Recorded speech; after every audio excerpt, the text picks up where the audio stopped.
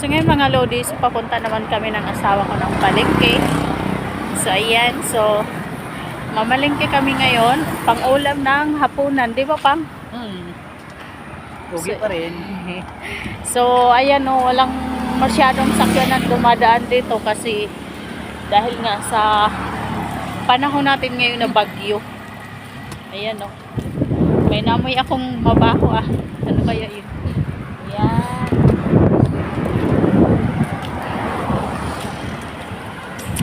Kakatapos lang nag-ulan. Di pala tayo nakadala ng payong pa nga. Wala. Dito ka o, kasi baka maano ka dyan ng ano. Ayan o.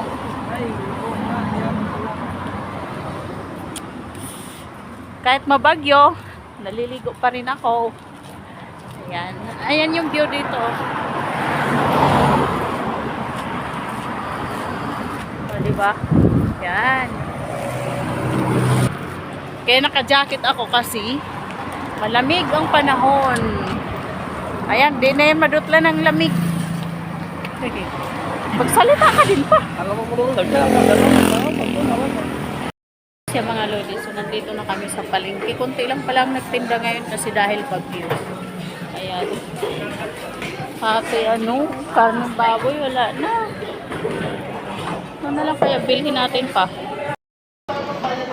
Sige. Parehas lang to ng kilo? Sige.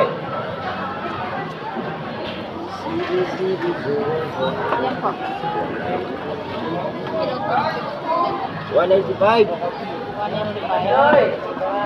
Ito na yan. Ito na. Chop na. Sige po, ano na lang, WhatsApp. Tinola lang po. Yan yun, te. Akin din ba yan?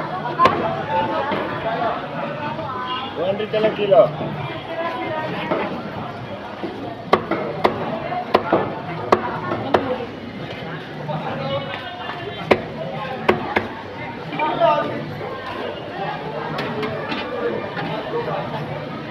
One forty four.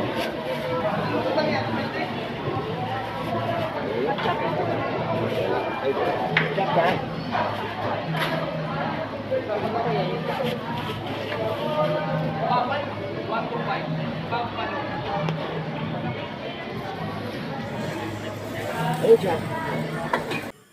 So yun na nga siya mga lodi. So pag-uwi namin sa bahay, so linuto ko na yung tinulang manok.